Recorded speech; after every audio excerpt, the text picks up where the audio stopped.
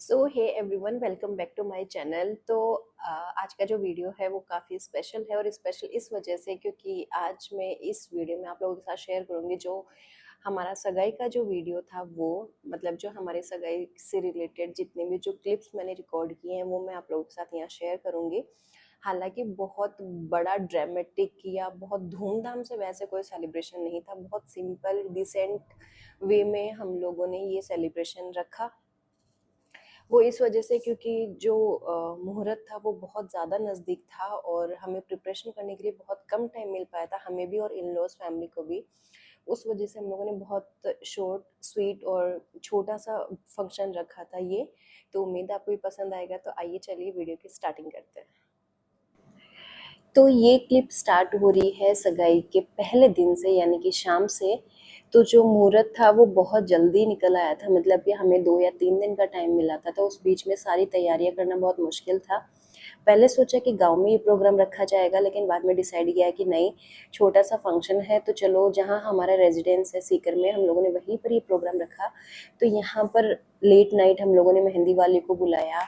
तो इसका नाम किरण है शायद, मुझे एग्जैक्टली नहीं याद। और ये बहुत सुंदर मेहंदी लगाती है। हालांकि ये सुन नहीं सकती, लेकिन कहते हैं ना कि जो हाँ टैलेंट होता है उसको बोली की ज़रूरत नहीं होती। तो ये बच्ची बोल नहीं सकती, तो मैं जब भी मुझे मौका मिलता है मैं इसी से मेहंदी बनाना प्रेफर करती हूँ। तो यहाँ इसने बहुत प्यारी डिज़ाइन बनाई है रिंग सेरेमनी की। तो यहाँ मेरे दोनों हाथों पर मेहंदी लग चुकी थी और बहुत प्यारी सी इसने मेहंदी बनाई थी। और टाइम बहुत कम बच रहा था, 11 से 12 बजे बज चुके थे ऑलरेडी। यहाँ दोनों पैरों पर भी इसने मेहंदी लगा दी। कहते हैं कि 20 नाखूनों पर मेहंदी लगाना बहुत ज़रूरी होता है। और ये है मेरी ड्रेस जो मैं सगाई में पहनने वाली हूँ। मैंने यहाँ पर बहुत पिस्टल कलर, बहुत न्यूड शेड में मैंने अपना लहंगा जो था उसको सेलेक्ट किया था। तो चलिए तैयार होते हैं। तो यहाँ पर मैं हो चुकी हूँ तैयार। मैंने बहुत ज़्यादा यहाँ पर मेकअप वगैरह वैसे नहीं किया, बहुत सिंपल तरीके से मैं तैयार हुई थी, क्योंकि छोटा फंक्शन था, कोई बहुत बड़ी थीम इसकी नहीं रखी थी। और नेक्स्ट डे मॉर्निंग हो चुकी है। यहाँ पर ये छोटी दादी और बाकी जो मेरे फैमिली मेम्बर्स थे, मासी, दूसरी चाची, और ये गुड्डू है, गुड्डू भी यहाँ लहंगा ही पहना था इसने। तो ये सब लोग आ चुके थे, और जो ससुराल वाले थे वो लोग भी आ चुके थे। तो वो कुछ पूजा वगैरह हो रही थी बाहर हॉल में, तब तक हम लोग अंदर बैठे हुए थे और यहाँ स्नैक्स वगैरह, कोल्ड ड्रिंक्स वगैरह को एंजॉय कर रहे थे। और साथ में जो दीदी थी, यानी जो हमारी ननद है, वो भी आई थी, लेकिन वो दूसरे रूम में लेडीज़ के साथ बैठी हुई थी जहाँ गीत वगैरह गा रहे थे सब। उसके बाद हमें बाहर बुला लिया गया जहाँ की जो फंक्शन था वो होना था। तो आजकल तो क्या है कि लड़का और लड़की एक दूसरे को रिंग पहनाते हैं, लेकिन हम लोगों ने जैसे कि पहले ऑथेंटिक टाइप में जो एक्चुअल सगाई हुआ करती थी शुरुआत में, कि इन लोग जो रिंग वगैरह लेकर के आते थे और दीदी को रिंग पहनाते थे, हम लोगों ने वही प्रीफर किया। तो यहाँ पर दीदी जो है हम दोनों बहनों का मतलब तिलक कर रही है, या उसको कहते हैं कि आधा कर रही है। उसके बाद दीदी ने मोनी बांधी, और पता नहीं क्यों पर मतलब ये जो टाइम होता है सगाई वाला, वहाँ इतनी बेचैनी और बाहर इसके साथ एक्साइटमेंट भी होती है कि चलो एक नई फैमिली जो है वो अपनी बनने जा रही है, नई फैमिली के हम मेंबर बनने जा रहे हैं। और मैं जितनी बार भगवान का शुक्रिया अदा करूँ उतनी बार कम रहेगा ये, कि मुझे एक ऐसा परिवार मिला है जहाँ हम, मतलब मेरे पीहर से भी हम ज़्यादा खुश रहते हैं। पीहर में भी हम बहुत खुश थे, लेकिन ससुराल में उससे कितनी गुना खुश रहते हैं। बहुत अच्छी सास मिली है, ससुर हैं, और ननद तो ननद लगती ही नहीं है, वो तो मतलब बड़ी बहन से भी बढ़ कर के। तो यहाँ पर दीदी ने पहले रिंग पहना दी, उसके बाद जो चेन थी गोल्ड की, वो भी दीदी यहाँ पहना रही है। और यहाँ ससुराल वाले सब बैठे थे, लेकिन घूंघट हम लोगों ने नहीं किया क्योंकि थोड़ा सा डर लगता है। शादी के बाद तो घूंघट करना एक रिवाज है, लेकिन यहाँ पर सिर्फ हम लोगों ने रिंग ले लिया था। और ससुराल वाले थोड़े से घबराए हुए थे कि लड़कियां बाहर पढ़ी लिखी हैं, सगाई में क्या पहनेंगी, क्या नहीं पहनेंगी। लेकिन जब हम लोगों ने जब इस रिंग में देखा तो उनको बड़ी तसल्ली हुई कि चलो ठीक है, सीधी सिंपल लड़कियां हैं। और ये जो बाकी के दुल्हन जो आए थे वो दीदी ने घर वालों को पकड़ा दिए। और जो हमारी फिर जब रिंग वगैरह पहना दी उसके बाद वापस से तिलक हुआ, और साथ में बहुत सारी मिठाइयाँ आती हैं, फ्रूट्स वगैरह आते हैं, और कपड़े वगैरह आते हैं, जिसमें कि सीधा वाली वाले जो बेस होते हैं वो मेन होते हैं, उस इसके अलावा सूट भी आ सकते हैं, लहंगे भी आ सकते हैं, साड़ियाँ भी आती हैं। तो वो सब चॉइस रहता है कि आप क्या मंगवाना पसंद करते हैं।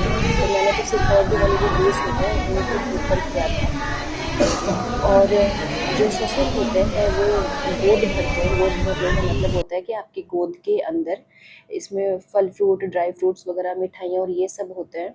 तो पापा ने मेरी भरी थी और जो मेरे काके ससुर हैं उन्होंने गुड्डू की भरी। और फिर रस्म ये होती है कि आपको ये टॉवेल के अंदर लेना होता है और फिर ये जाकर के या तो आप अपनी माँ को देते हो या अपनी दादी को देते हो। तो और साथ ही साथ सबके पैर छू कर के आशीर्वाद भी लेना होता है। तो सब लोगों ने बोला, पापा और चाचा वगैरह ने, कि भैया आप लोग पहले अंदर चले जाओ और ये अपनी दादी वगैरह को दे दो जिससे कि पैर छूने में दिक्कत ना हो। तो यहाँ औरतें पीछे गीत भी गा रही हैं जैसे कि आप सुन पा रहे हैं, तो मैंने उसको नहीं हटाया क्योंकि गीत ही तो मेन होता है। तो यहाँ पर जो थी वो गुड्डू ने तो दे दिया दादी को, और मैंने दिया था मेरी छोटी वाली दादी जी को, क्योंकि मेरा लगाव उनसे ज़्यादा है। तो यहाँ मैं आप देख पा रहे हो मैंने अपनी छोटी जो दादी है उनको दिया था गोद भराई वाला जो सामान होता है वो। सभी से आशीर्वाद लेना भी यहाँ पर शुरू कर दिया है। और जब आशीर्वाद लेते हैं तब आशीर्वाद के रूप में सब पैसे भी आपको देते हैं तो ये भी एक अच्छी पॉकेट मनी यहाँ मिल जाती है आपको। खैर ये तो मजाक मस्ती की बातें हैं, लेकिन जो प्रोग्राम था वो बहुत सिंपल सीधी सादी तरीके से यहाँ कंप्लीट हुआ। और इसके बाद जो खाने का प्रोग्राम था वो भी हुआ। और मतलब काफ़ी स्पेशियस है हमारा मकान, तो कुछ प्रॉब्लम नहीं हुई और बहुत शॉर्ट पीरियड में बहुत अच्छे तरीके से सारी चीज़ें मैनेज हो गई थी।